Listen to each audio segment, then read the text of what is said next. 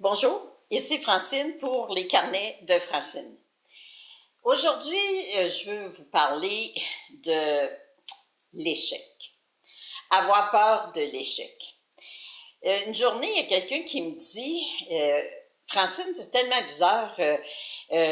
J'avais un associé, puis c'était extraordinaire. Tout allait bien, le commerce allait bien, puis tout ça. Puis, mon associé vient de me dire que je suis plus heureuse là-dedans, puis elle lâche tout, puis elle va me vendre ses parts, mais elle veut lâcher.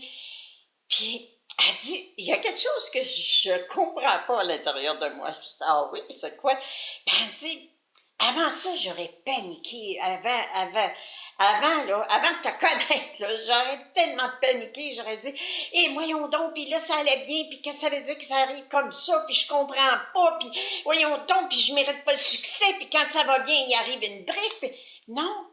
Elle dit, à l'intérieur de moi, je me sens très, très calme.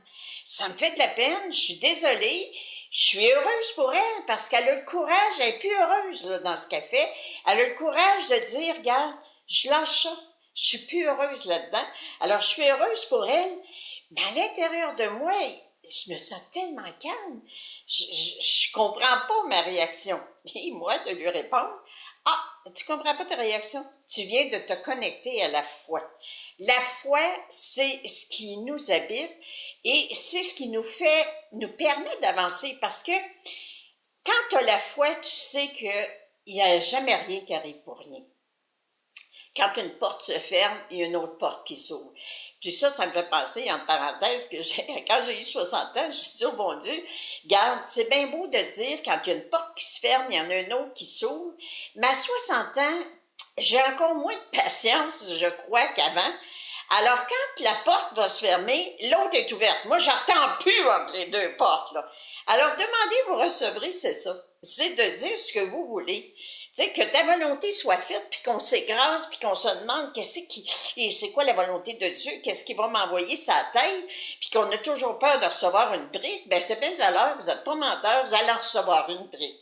Alors que d'avoir ce calme intérieur, à l'intérieur de nous, là, de sentir en paix dans tout ce qui se passe, parce que, premièrement, la plus grande chose que j'ai souligné de cette personne-là, c'est qu'elle était heureuse pour l'autre, heureuse de voir que l'autre prenait sa vie en main, puis qu'elle décidait d'être heureuse.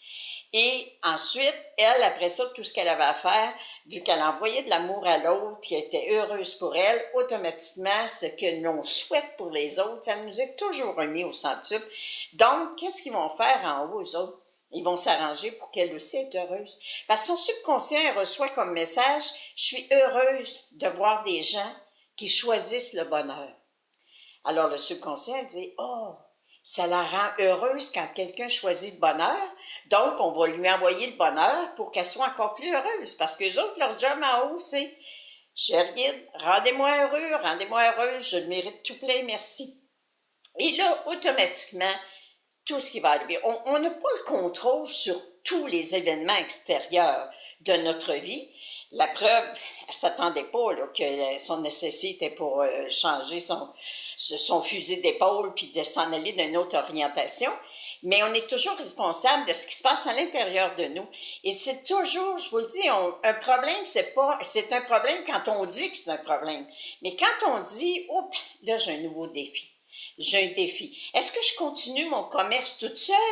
Est-ce que je me sens la force la capacité de le faire toute seule? Ou si je cherche un associé, merci mon Dieu de t'en occuper, merci de vous en occuper. Alors, c'est ça la vie. La vie, c'est d'avoir de la gratitude, c'est d'être heureux du bonheur des autres pour accéder à notre propre bonheur.